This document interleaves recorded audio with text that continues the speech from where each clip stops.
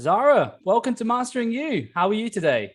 I'm very well, thank you. How are you doing, I'm better now talking to you. Matt? Like I was just saying to you just before we started, just having a looking through your bio, and yeah, I needed to spare an hour for that. Oh dear. I've No, lived a it's long life so already. impressive, so impressive. So Zara, you have recently launched your book, 6 Weeks to Happy. Really exciting time for you. Well done. How long did it take you to write that book? It was probably a work in progress for a period of 2 to 3 years, I would say. And it was a Wow, little start and stop as I was trying to, massage the data and the material and figure out how I wanted to present it. And then it all really came together. COVID started and we went into lockdown. I had this chunk of time where I said, okay, I'm just going to clear away the noise and I'm just going to sit and get it done. And it came out in September, the first week of September, and we did really well. We hit the Wall Street Journal bestseller list, which was humbling and amazing at the same time. Still processing that, but that's fantastic. I'm just grateful that this book is out, and I'm excited to share it with people because I think it's a really powerful body of work, and I think it can really help people shift their mindset and give them the tools to do that. Because we don't, we're not given those tools. We're not given a map for how to navigate this Mm. big thing called life, and we're all just trying to figure out how to get through it, and piece by piece, learning how to put that puzzle together. So I'm Yeah, excited to share this. I think more and more in the last sort of 10, 20 years, we're sort of learning how as adults, we have to relearn a lot, right? Um, and So right. doing this podcast and speaking to people like yourself has made me realize that as well, just how much we have to relearn as adults. You were just saying before we started how really this book was sort of to educate people in and around another awesome thing that you have, which is Get Zen, which is your app. And I'm really educating people around, why that's important. And I just thought straight away that's fantastic. At LPT, we have our what we call our triple H formula. We all have to have these acronyms and formulas, don't we? And our triple H is health, happiness, and high performance. And and obviously we're in the business of helping people get fit and healthy, but I'm a big believer, hence the name of this podcast, that we need to be working on all aspects of life to do that. However, the problem Absolutely. comes is when we're talking about things like happiness and what people think of as a bit woo-woo mindfulness and meditation. It's still to this day a little bit of a taboo kind of topic. When you're talking Mhm. about fitness and exercise and what you eat, it's kind of like, yeah, I get that, but the education part of mindfulness and understanding the benefits that can bring you, I think that's fantastic. And I'd really like to get deep into the contents of your book and the education that you are providing to the world. Sure. Thank you for that. I mean, I completely agree with you there. I think, well, first of all, I think there's a misconception around mindfulness and meditation because it's not the only way you can achieve a quieter mind, but achieving a quieter mind is essential to happiness and success. Because if we're living in this state of stress all the time, and we have a built-in fight or flight response, like we actually evolved to be good at survival. We didn't evolve to be good at this thing called happiness or this thing called success or successful living, however you want to frame that. And so, that became my fascination. I became fascinated with the human condition, and understanding how to move beyond all of those things that hold us back in life, whether that's creating more love and connection, deeper, healthy, loving relationships in our life, whether that's connecting with the things that make us feel good and bring us back to peace. And I realized that what we've done over the years is we've gotten so good at just running an autopilot. So, back in the day, how this evolved to get to where we are now is back in the day, our ancestors used to actually have to flee from danger. We're talking predator in the bushes kind of deal. And so that fight or flight response really worked well because it acts like a gas pedal. It pushes this rush of adrenaline through the body so that we can flee to safety. But back then, as long as we got to safety and the threat was gone, our brains would then signal our nervous system to say there's no threat anymore. It's okay to return back to our calmer state of rest and digest. In today's world, There's none of that. We've forgotten that we actually have the ability to access that state of peace. And it's very difficult to find joy, to find freedom, to accumulate wealth if we're living in that fear and that stressful state all the time. Mm. So how do we retrain away from that was one of the things I became really interested in. And then I started exploring, like, what are the elements that really lead to health and happiness, as you say, and human performance? Because that's, I'm all about how do we neurohack our But they mindset. all kind of go together, don't they? They all bounce off each other. I mean, who do you know Yes. that's a high performing human that's really unhealthy? But Yes. equally, how many people are high performing and not happy? If you're performing well in life, you're probably going to be pretty happy. But that you don't generally see one without the other, or if you get what I'm saying. They do bounce off Sure. each other. Yeah, and how they're interconnected. Most people, when they think of health, they think of just your physical body, for example. Well, sure, your physical body is your tangible physical body, but it's also a gauge for how we're doing. I like to think of it as aligning the four bodies. So there's a spiritual body, a mental body, an emotional body, and a physical body. And I think the physical body, it certainly gets us through the day, and it, functions and does all of the things that we need it to do. But it's also a gauge for how we're doing. If we're not addressing our spiritual or mental, emotional needs, then it comes out in our physical body as discomfort, as chronic inflammation, as autoimmune disorder, as Mm. disease, as a discomfort in life. We get irritable, we have stuff and emotions that aren't processed, and we hold it all inside, and it starts to eat away at us in terms of physical symptoms. So I think of the spiritual body as your connection to God or source. And so information sort of trickles down from the spiritual body or the energetic body, however you want to think of it is fine. It's non-denominational, it's not faith-based. It's really understanding that we are energetic beings. We have to manage our energy levels. We respond to people's energy, whether it's positive or negative. We feel it. And it's time we start really like accepting that we need to acknowledge this as part of our overall well-being and start to look after it in more clear ways. And then the mental body is really, it's your decision making, it's your thought processes. And as information flows, that's where you set your goals, and it's where you make decisions. It's your sort of CEO. And then as information flows from there, it hits the emotional body. And so all of those old emotions and negative emotions that got trapped somewhere early on, before we were even aware that these things were happening, that's where all of our feelings, all of those negative emotions and old feelings and fears lay. And so we set an intention, we set a goal, and then we get stuck somewhere and we don't know how to move beyond. Well, I became fascinated with the science of how to move beyond. So, Mm. that's all about mastering your thoughts and your feelings. And so when we think of consciousness, I think it really is choosing to think and feel in certain ways that have us perform more powerfully in life, whether that's bringing us more joy, freedom, success, wealth, Yeah. love, happiness in all ways. So yeah, it's absolutely interconnected. And I don't think I was searching for it for over 30 years. So I wanted to put together a body of work and teach people an easy set of tools that they could learn in 6 weeks. And that's why I created the book and the Rewire System, which is covered in the book, 6 Weeks to Happy. Yeah, well, let's get into the Rewire System in a second. So just before that, so your background before this, where did all this interest stem from? Well, that's an interesting story. I was actually born in South Africa during apartheid. So, Wow. I think at a Okay. young age, yeah, it was quite an experience. I think at a young age, I was exposed to some things like, confusion and discrimination and humiliation, and difficult to process emotions at such a small age, such a young age. And so, you decide things. I think it was Helen Keller that said a child will go through life with no concept of time. They'll fall, they'll pick themselves up, they'll have a little cry, they'll dust off, and they'll figure out a way to move forward until one day something so powerful happens that causes them to ask the question, why? And then what happens is it's the human condition to create a story about that moment, to just explain it to ourselves, because we need to make sense of the world. Mm.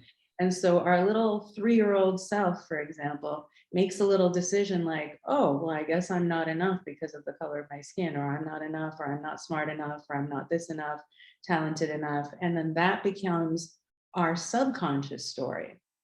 So if Yeah. we're 5% conscious mind, 95% subconscious, and all of this stuff, all of these emotions, all of these old thought patterns are existing in the subconscious, and we think we've got full control of our lives, but we're only living in that sliver of the 5%. How powerful would it be if we could access that 95% and uncover the things that are stopping us from having what we want in our life? So that Mm. became really fascinating for me. And so, I think that started my journey, to answer your question. And then Yeah.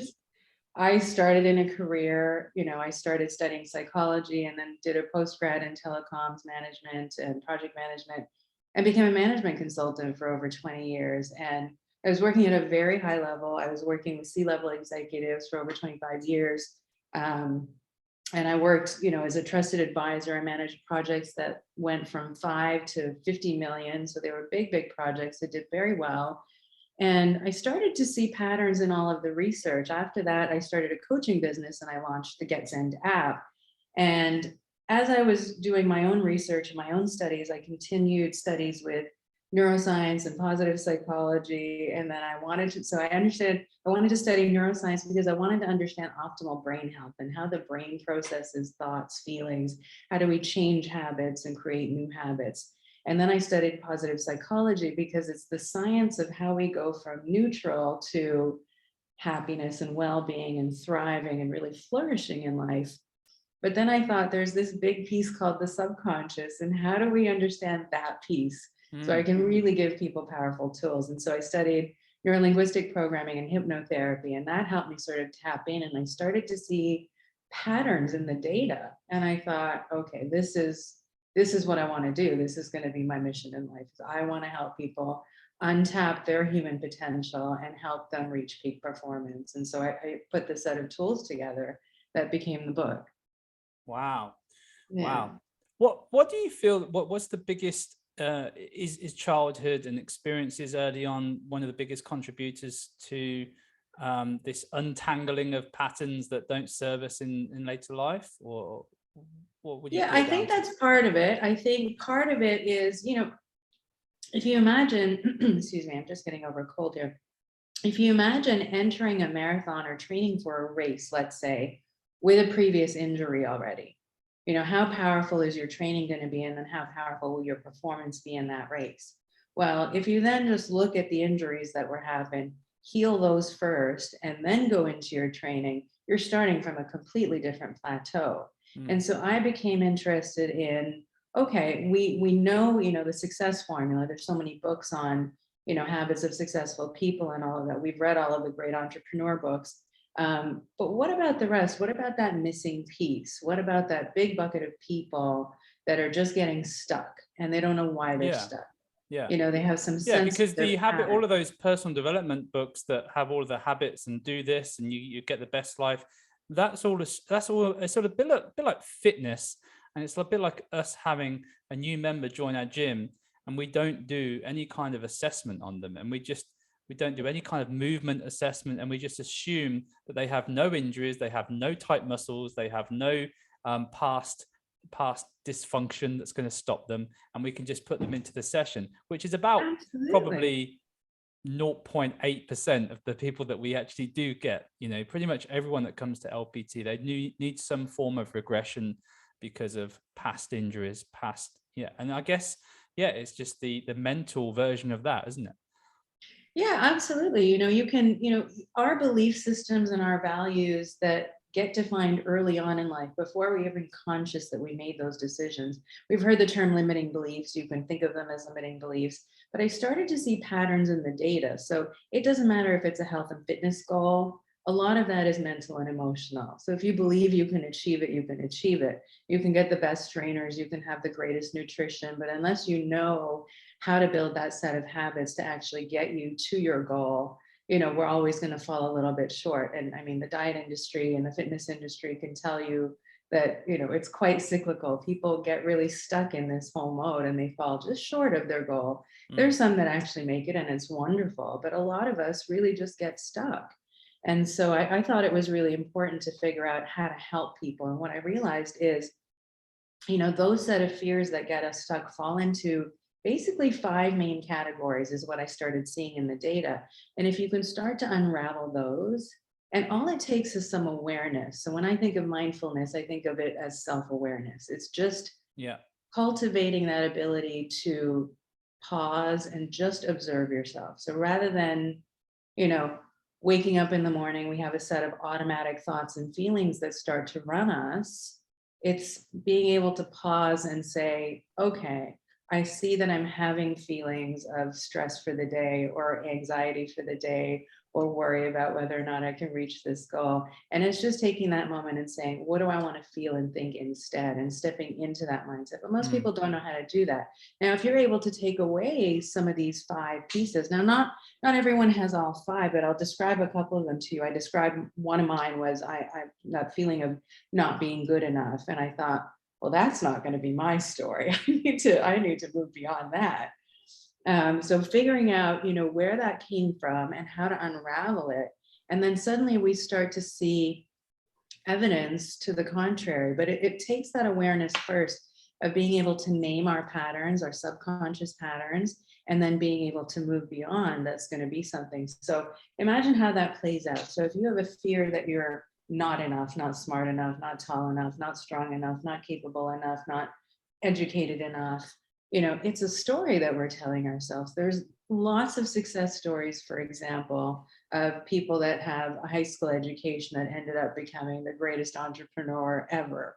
And, there are other people telling themselves, well, I need to have a postgraduate education in order to do that. Sure, it certainly helps. It helps you think critically in different ways, but it doesn't stop you from doing it. What stops you is more the belief of whether or not you can actually get there. And once we untangle that belief system, you can just pick up that obstacle, move it aside, and then step forward. Now that's much more powerful. Yeah. It's the difference between, even our beliefs around money and creating wealth is the same thing. So if we have subconscious beliefs about money that are stopping us from accumulating wealth in this life, as we're living it now, well, I could teach you 100 wealth strategies. And if you got the belief that you're never going to be able to achieve that wealth, well, you won't. But you take another person who's removed this obstacle that they can get there. I teach them 100 wealth strategies, and I assure you they'll get there. Yeah. Right. So it's Yeah. that level of power. And we just need the tools.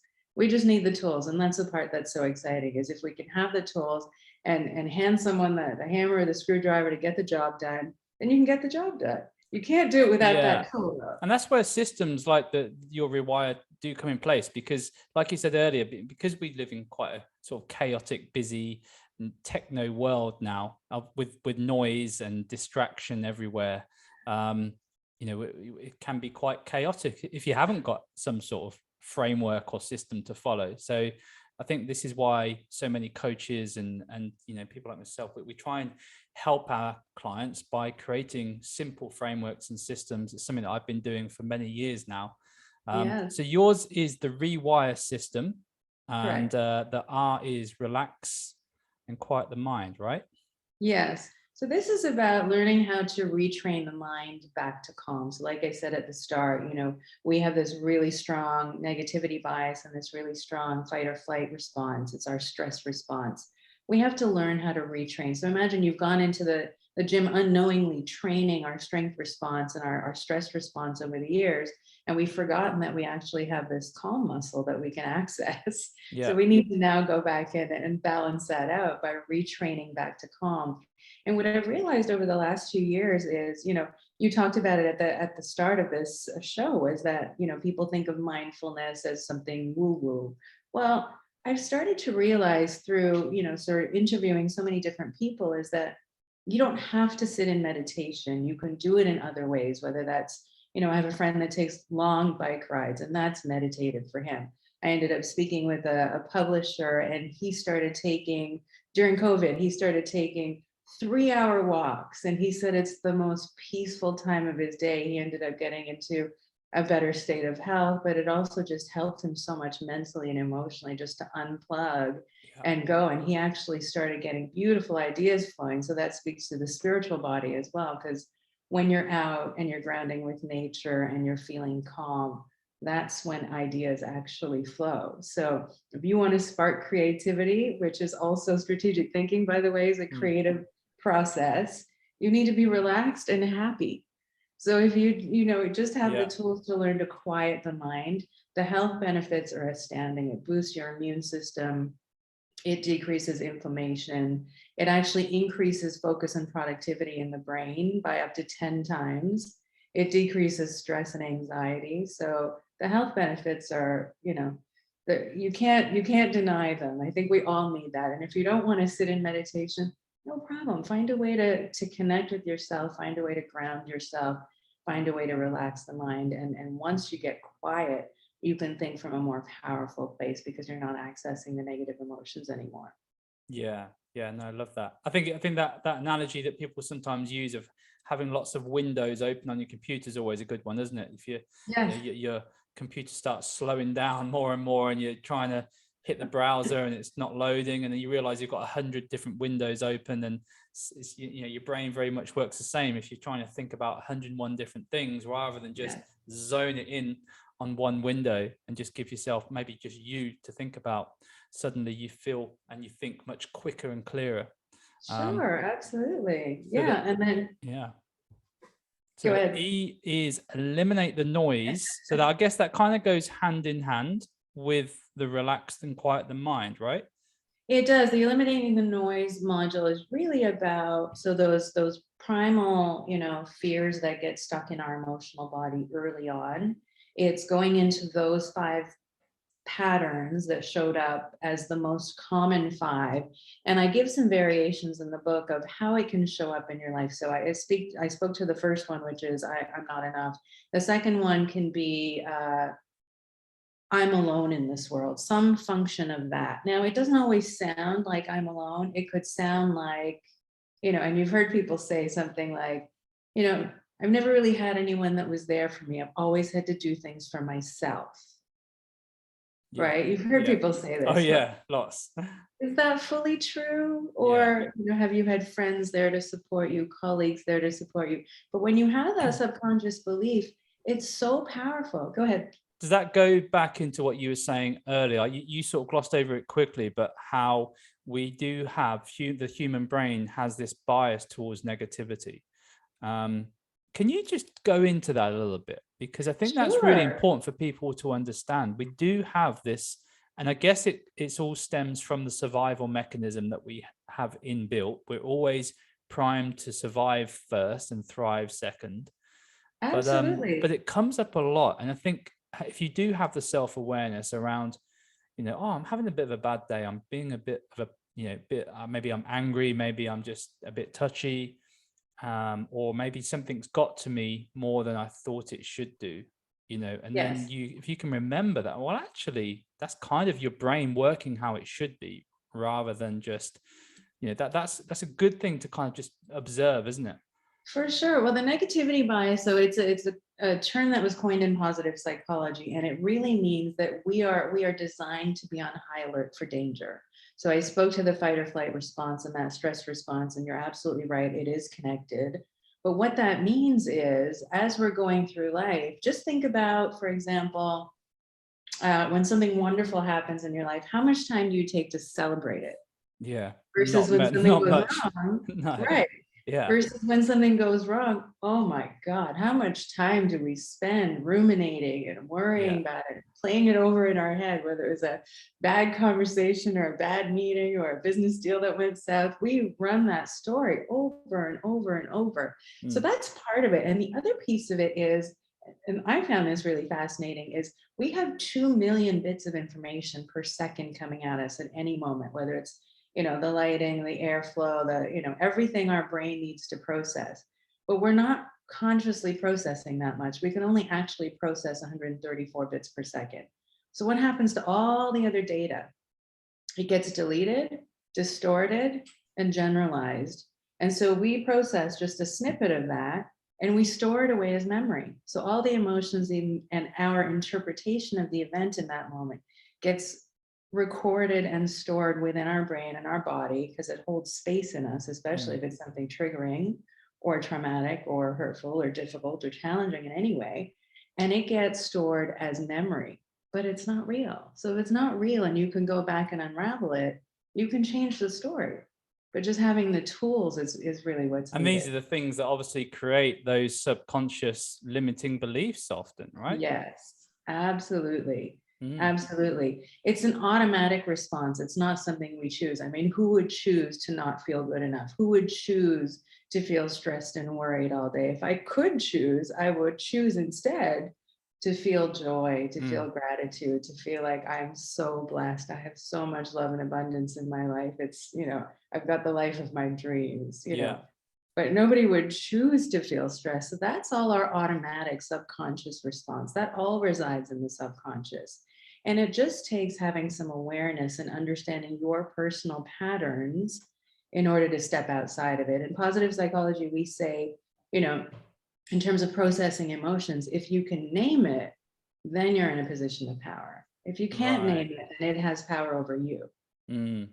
Yeah, I right? like that. I like that. Yeah. Yeah, And in the recent years, I guess the whole sort of gratitude journaling has been one of the big sort of ways of working against that and being better at being grateful for, things that are going for you in your life. And yeah, it's quite scary actually.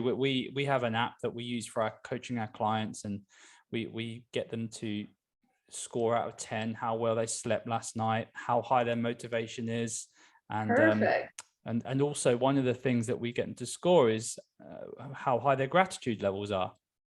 But it does surprise me. We have a lot of people when they first join, and what does gratitude mean? Is the question we get, and I find that Wow. quite insightful. I'm like, wow, Yeah. we've got some work to do. Yes, But exactly. so moving on to the W. So what do you need? Defining your personal plan. Oh, This is where we get to action stage, right?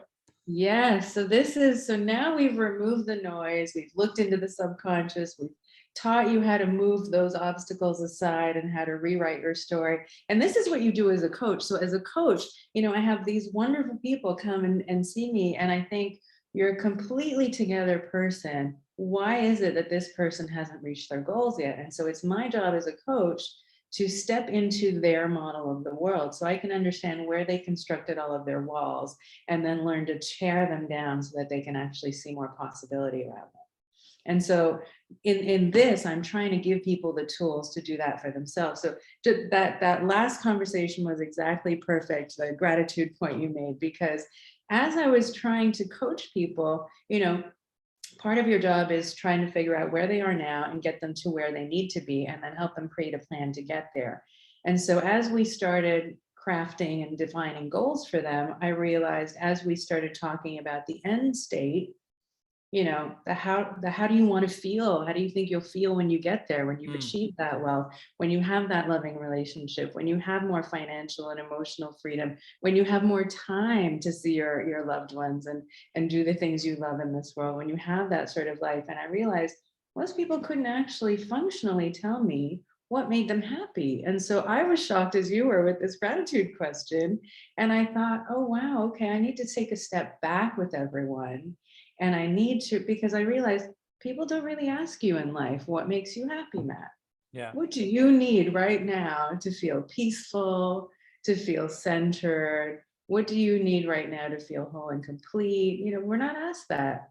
We're kind of a student, and we're told to get good grades and then graduate somehow, and then get a job or a career and then do well at that, and then get the house and the car and the Yeah, we're family and taught the how to kids. do that stuff, like how to get the car and how to get a job and maybe how to choose a career, but not really kind of like how to live, I guess, day to day in between those areas of, and also like Exactly. managing it all and balancing it all between work life balance, family, finances.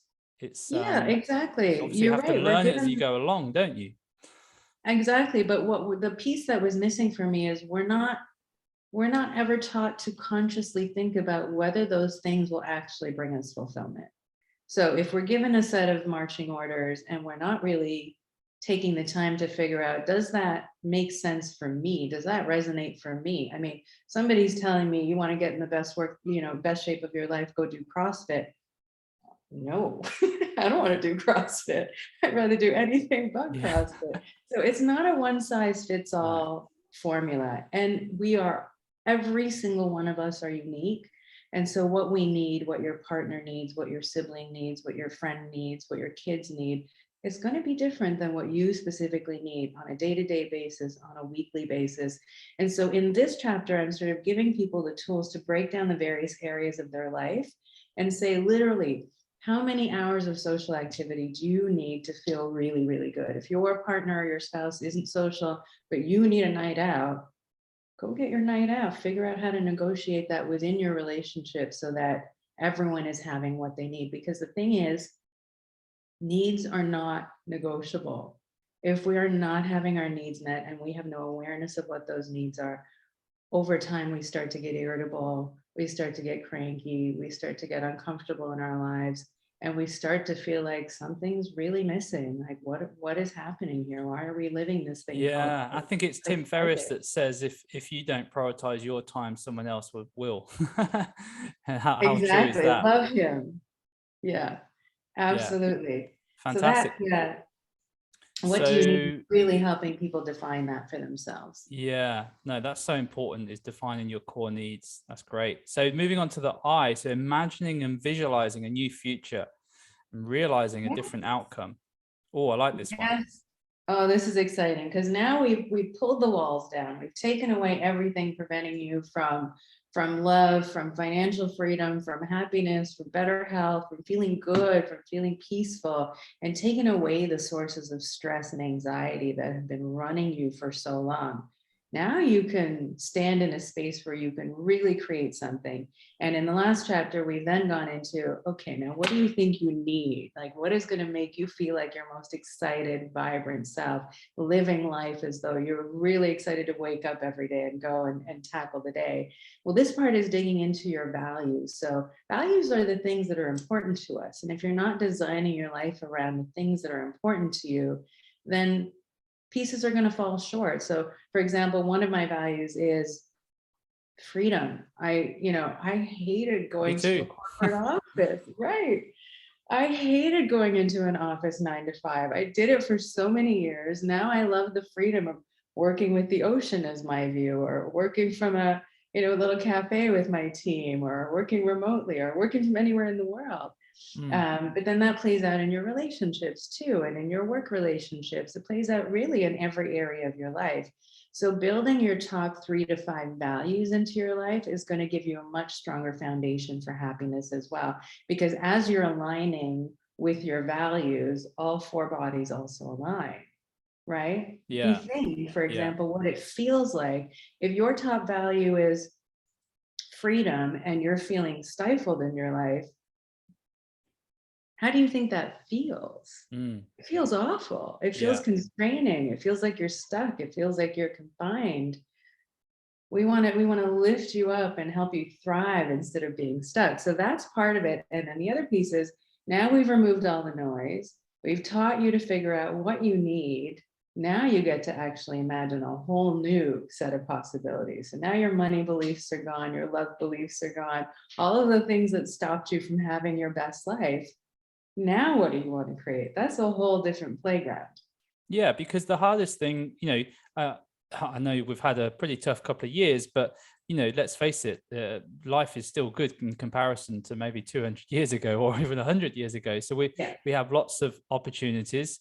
If anything, too many, and we need to get better at being able to say no to more things in order to say yes to the right things. But the only way you can do that is really to be really clear on what is important to you first. Otherwise, you're going to start going the wrong way, aren't you? You're going to start going in Absolutely. directions that are going to confuse things. What is visual motor rehearsal? Visual motor rehearsal is a technique that's been used by athletes for ages. So, the first time somebody ran a 10-second race, it was impossible before the 100-meter dash to complete it in under 10 seconds. And it was basically a belief system. So the first time somebody actually passed that 10-second mark, all of a sudden it became possible for anyone to do it. And so visual motor rehearsal is really, if you can see it, you can believe it, you can achieve it, right? There are three parts to achieving anything. If you can't conceive of it and you can't actually see yourself finishing that finish line, whether it's a sporting event or a race, as we're talking about in this particular sense, or it's a life goal, that relationship, that happy family, that amount of wealth, that bank balance, that financial freedom, that 5-star vacation 3 or 4 or 5 times a year, whatever your goal is for yourself, then you can't conceive of it. So skiers, for example, Olympic skiers will visualize every second of that race. After they physically practice it, they will visualize every turn, what the wind speed might be, where they need to take their next move, and they will see themselves finish that race. Because if you can't conceive of it, the chances of you actually accomplishing it are very little. So this is a chance for you to practice two types of visualization. There's the outcome visualization, which is see yourself actually accomplishing it. So let's take weight loss as an example. If you want to lose, I don't know, 30 pounds, that's a big goal. It's a big Yep. goal. And going from here to a 30-pound loss might be too big for some people to conceive of. So you can break it down into process goals. I'm going to lose that first 5 or that first 10. And then when you get there, take a moment and just celebrate that success and how good it feels. And as you do that, you're rewiring the brain for success. You're rewriting. And when you the say story. see that, you're talking about, like, let's say we have someone right now and they want to use 30 pounds. They want to start this practice. They just take themselves off to a quiet place, close their eyes, and start practicing the visualization of what that looks like. Correct. What are the typical daily activities that they are taking part in? Can they visualize themselves cooking the foods that they're going to be cooking? The time that they're going to be going to bed, to look after their sleep, all of these different things that create the new identity that achieves that goal. Is that the kind of thing that you're talking about, right?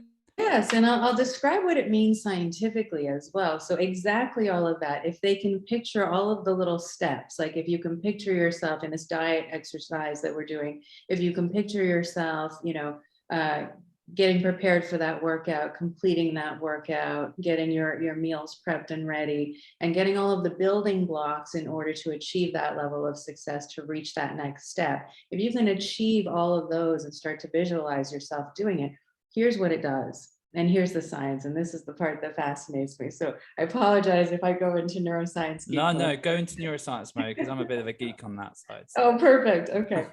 So this is all based around the idea of neuroplasticity. And what that means is the brain is not static. It can actually change over time. It's dynamic and it flows. So if you're waking up every day and you're going into autopilot mode, so let's say you wake up in your day and you start fretting about all of the things you need to accomplish in a day. All of those thoughts start to create a physical, visceral sensation in your body. And then you start having feelings. So if you're worried about everything you need to accomplish in the day, do you have enough time, money, energy to get to it all? And then the feelings that go with it, feeling of stress, feeling of anxiety, feeling of worry, and that creates a physical response. All of those three things then get bundled in your brain and creates a neural pathway. The next time you wake up, the brain is designed to be efficient. We're part animal. We are designed for survival. Remember that, right? So we wake up in the morning, that same kind of worrying thoughts and feelings get raveled, they get triggered. We hit the same path. We go down the same path every single day. If you want it to change, all it takes is learning these techniques and then learning that pause and stepping back and being able to observe. Nope, I'm not going to go down that path of worry. Today, I'm going to focus on what I do want to feel, what I do want to think instead. And so when you visualize, here's what's really interesting. When you visualize yourself accomplishing the goal, the visual, auditory, and kinesthetic areas of your brain are lit up. And what that means is if you can visualize yourself crystal clear, like what are you doing? What are you seeing? What are you hearing? And what are you feeling in that moment? And you actually can see yourself achieving that goal and how good it would feel to reach that first milestone of 5 or 10 pounds, whatever that was for you, how proud of yourself you would be, what you would be wearing. Would you go buy a new outfit? Mm. Would you, go celebrate in some way? Like, how good would it feel to finally achieve it? And as you're doing that, you're actually creating a new pathway for the brain to say, oh, hang on a second, this is new. I can do this.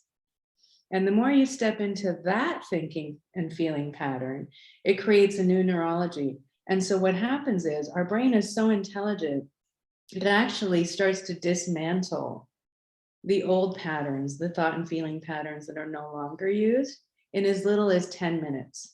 So Wow. if you can just catch yourself and reset, catch yourself and reset, catch yourself and reset, and choose to go back up to what you do want to think and feel, soon enough, this starts to weaken and those resources get reallocated over here. Yeah, That's that's powerful. amazing. That's amazing. Yeah. Yeah. Yeah. Yeah. I mean, the kind of the research is still relatively new on neuroplasticity, isn't it? Because in past decades, it was kind of thought that we were sort of born with the neural pathways that we had, and we were who we were, and that was kind of what you got to play with. Yeah. But now we've Leopard kind of, can't change his spots and all that. yeah, we you can change. You can change your patterns of behavior to improve your Yes. life, which is really important. It's Yeah. amazing. So R is repeat and rewire. So this is what I was actually just going to ask you about, because repetition really is the key to this, isn't it? And that Repetition. practice that you just mentioned, just for someone listening thinking, oh yeah, that sounds good, but I really struggle to do that. I would struggle to even Mhm. imagine what good would look like. Well, you're not saying this is easy, are you? This is something that takes a bit of repetition, takes a little bit of practice. How long would someone have to kind of repeat and practice this process? Well, I guess that's what you're going to go into on repeat and rewire anyway. But Exactly. And that's why I built the 6-week program. So we talked a little bit about neuroplasticity, and what they found is you can actually see now with new fMRI technology, brain scan technology, how long it actually takes for I can get into synapses and dendrites and all of the brain technology, but I will just describe it in this way. If you see the old neural pathway as the one that has you stuck and not achieving your goals, because your conscious mind is the goal setter, and that 95%, the subconscious, is actually the goal getter. So if that old pattern is getting you stuck and you're putting in new patterns, it actually takes 35 to 42 days, 6 weeks, in other words, 42 days, where this neural activity peaks and you can actually start to see the brain show lasting signs of change. So that's why I developed the 6-week program, because I thought, why don't I give people tools that are easy to use in as little as 10 minutes a day, and they can step into this. Now, to speak to your point of visualization and how that might be difficult for some, it's because they're starting from the starting point of they're carrying all their stress and their fear around with them. You have to remember that if they're going through this program, they're already learning how to remove those obstacles so that they can think from a more clear mindset, mm, right? You've now removed all the obstacles and barriers to your success. Okay, now you can create from something. So yeah, the rewire is really figuring out that unique formula that you can put in place to create a daily practice. And visualization, it can be done in a guided meditation, but you can also do it daydreaming. Imagine yourself achieving that goal, opening the door to that beautiful house. It's partly like the laws of attraction, but this is the science behind why it works. So if thoughts are energy, and we're putting energy out into the universe, or however you want to spin that, whether it's in your neural pathways or how that gets translated into your central nervous system, into your body, it can actually create material change in your world. And yeah, there have been experiments that show this. I don't know if you ever saw the Heart Math Institute published this. They published a study that had groups of people holding vials of DNA, and one group was taught to just have focused thought, because thoughts have energy, just focused thought of unraveling or raveling the DNA strands. Group two had the instruction to focus on a powerful, elevated emotion like love or hope or joy. And then the third group was actually taught to marry thought and feeling together. So have the intention, focus on the intention, the focused thought of unraveling the DNA strands, one or the other, and a powerful elevated emotion. Can you guess which group actually caused physical change in DNA strands? The last one? The last one. Yeah. So thought, focused thought and emotion together. Remember, we were talking at the start of this call about Yeah. consciously choosing your thought and feeling patterns to create new neurology, new habits, in other words, creates a different outcome. So what they realized was we finally had evidence to say, wow, thought and feeling together, if you can consciously choose and focus that, can actually create physical change in matter around you. Yeah.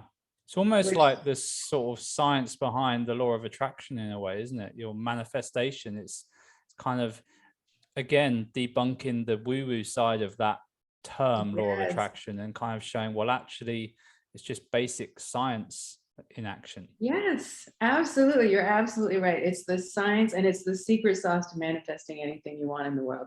But in order to do that, again, like you've got to remove the stuff that's causing stress and worry first. Yeah. Then you can step into And a that new that pattern. yeah, and that can take a while, right? For some people, depending on Yeah. how much work they've got to do.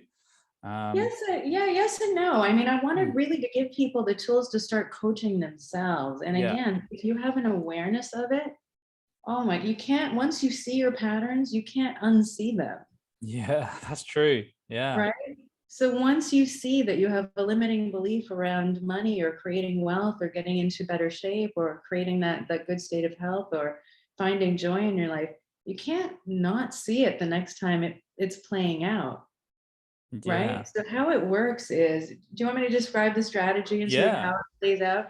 So imagine at 3 years old, you're sitting there and someone says something in the background. Now, before the age of 7, we are pure unconscious mind. So we are just 100% sponge for everything coming at us. It doesn't matter if it's TV or a movie or your family talking in the next room or talking to you. But if you hear a belief about money or creating wealth, oh, not everyone's meant to be that wealthy, or you have to be unscrupulous to create that sort of income or that sort of wealth. Well, that becomes the underpinnings of what is our belief system around money. Mm, So as we subconsciously, so as we go through life, then how that plays out is the next time something comes up, we actually may make money and then lose it because we don't believe that we want to be a bad person or unscrupulous in order to get that sort of dream life that we want. And so yeah. it's playing in our subconscious without even us realizing it. But if you can see it just once, you can't unsee it. And so the next time it shows up, you actually have a moment to pause and you say, oh, that's what that is. Well, I'm not going to let that stop me today. I'm going to make a different choice. I'm going to choose to think and feel differently. And if you're thinking and feeling differently, you can choose to act differently. Yeah. That would Yeah, definitely lend itself to many self-sabotaging behaviors, wouldn't it? absolutely. Absolutely. Okay, so we are up to uh E, elevate and expand. Yes. So this is, now we've taken your walls down, we removed all of the areas that caused impossibility for you. We figured out what you need and what you value, and we are starting to construct a frame for a life that you can visualize that would make you beyond happy now. Okay, now what do? Let's go bigger. Let's go even bigger. Let's go beyond what we can fathom now. Why not? Right? So this Yeah. is learning, that last chapter is learning how to blow the walls away for good, eliminate the causes of stress and worry for good, set you down on the path to happiness and success.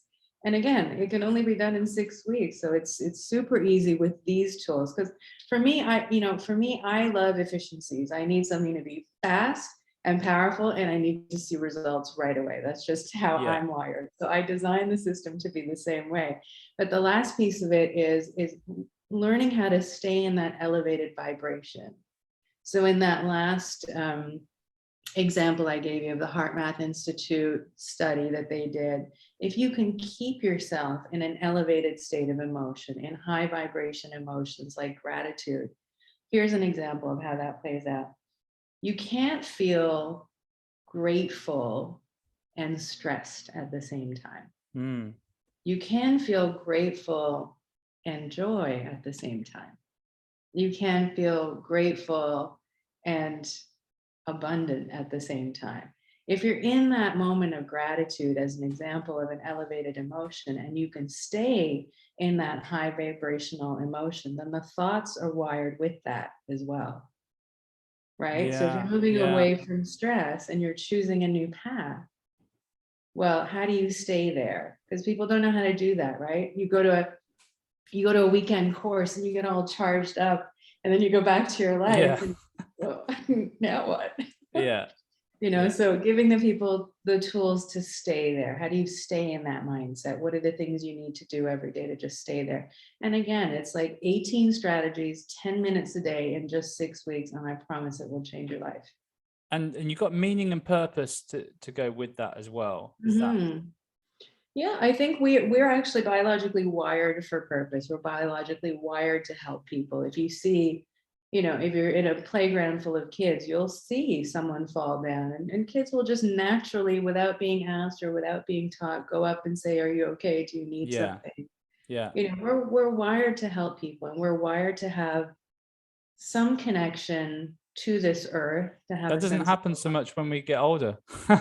Me and what my was wife that? went to London that doesn't happen so much in the adulthood. Me and my wife went to London, I think it was last year, and the lady fell over on the going up the tube, and we couldn't believe how many people were just walking over her Oh, up the oh my stairs gosh. whilst we were This helping her is get up. This is a perfect example of getting older and people being on autopilot, right? They're just Yeah, so wired. just And so some of busy it, and just on the go, and this lady's like just cut her knee open, and we're like helping her up, and people are like running past her and like tutting at us because we're helping and getting in the way of them. It's like, what have we but turned here's the into? difference. You having stopped to help felt good about yourself. I'm pretty sure Well, it that, just felt like a natural thing to do, to be quite honest. sure, But yeah, as, it was as it just, would for me, or, any good-hearted person. But I think, again, when people are so stuck in their ways and they get so stuck on autopilot, there's not a single person that could have felt good about running away from that situation. mm, So meaning and purpose is really tapping into, now you're aligning your four bodies.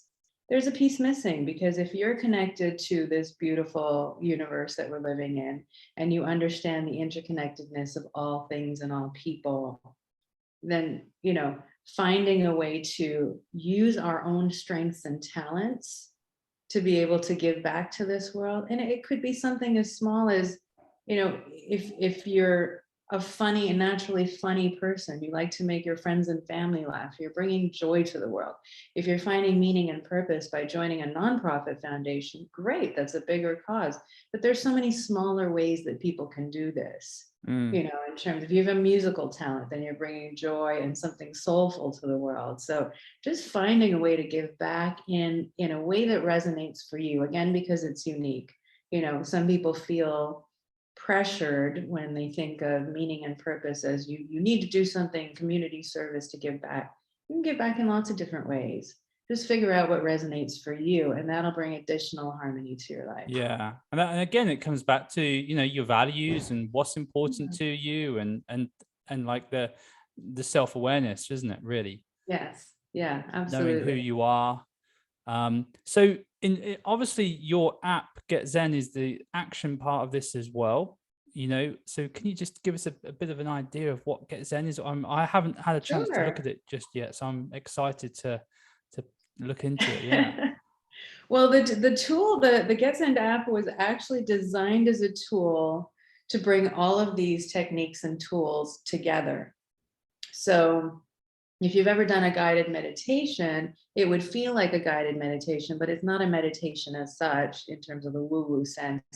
It's really a way for you to sit. Not everyone can sit quietly.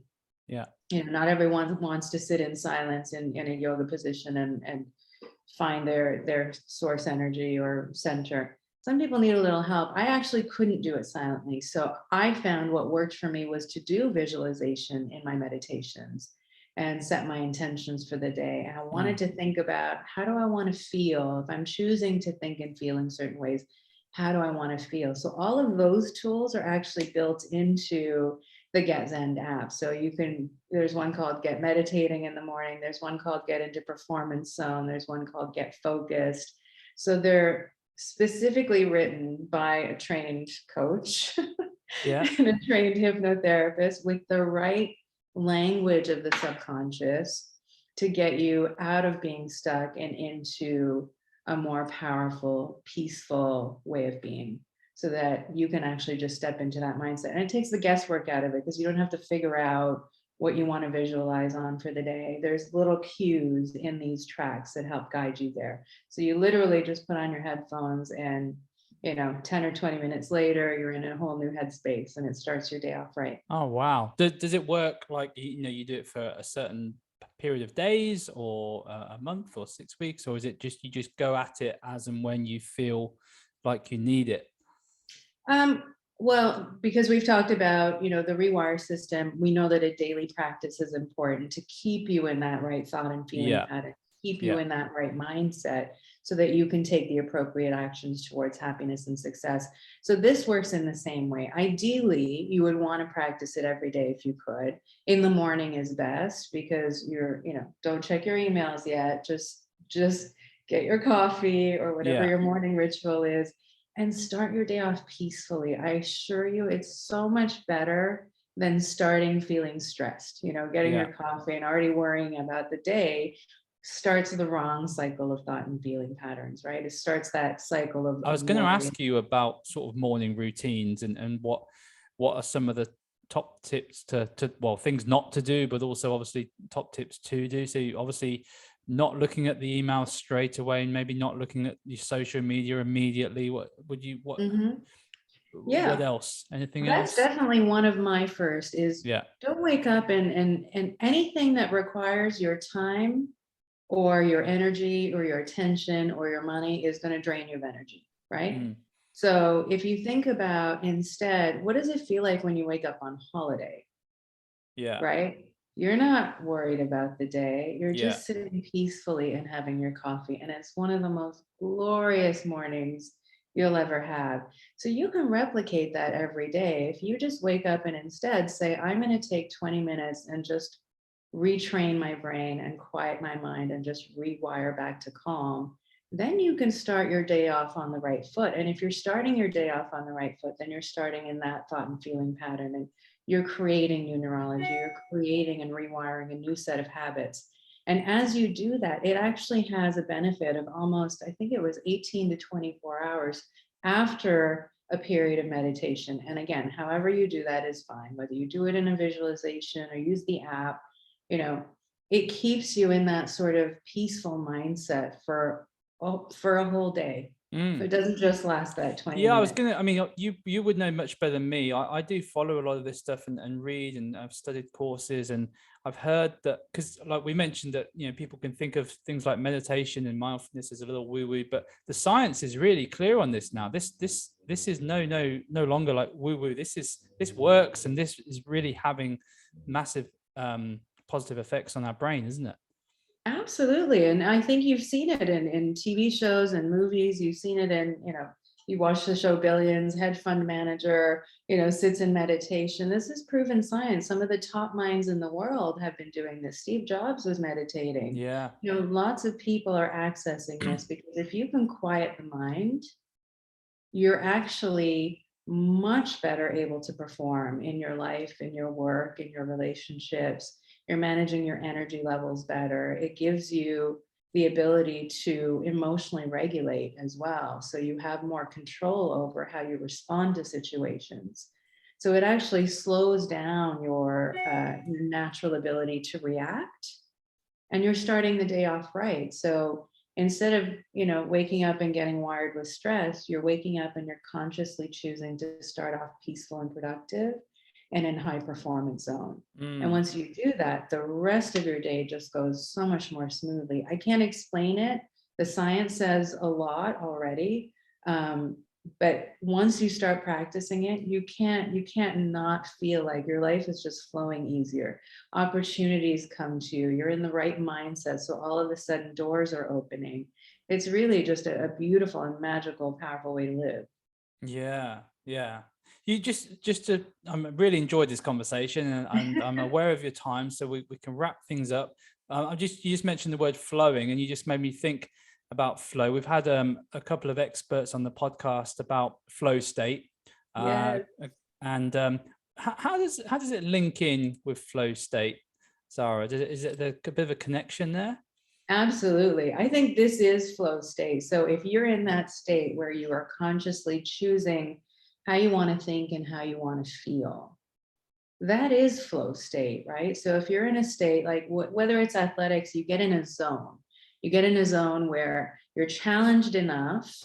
And so how they actually define state of flow in the positive psychology realm is it has to be challenging enough to keep you engaged, but you have to be relaxed enough that it's not feeling like work. So how you get into that state of flow, again, if you're relaxed and happy and living life according to your own conscious choice versus being on autopilot, Mm, you can stay in the state of flow most of the day just by starting in that way. So it's yeah. absolutely connected. Wow. Fantastic. Such interesting stuff. I hope everyone that's been listening has been as interested as I have been. I've made loads of notes here, so I hope you have been as well, guys. Well, I think it's pretty clear that if you want to live a happier, healthier life, you want to get this book, this 6 Weeks to Happy book by Zahra. Carson, it was amazing. What we will do for you, Zahra, is put the link to your book. I'm guessing it can be found on Amazon and all. Is there anywhere particular you'd like people to go to kind of look into it more or find out more about you? Oh, sure. Yes, they can go to getzend.com. That's GETZEND.com, or they can just go to 6weekstohappy.com and they can look at the latest and greatest, whether it's the book or the app or upcoming coaching programs.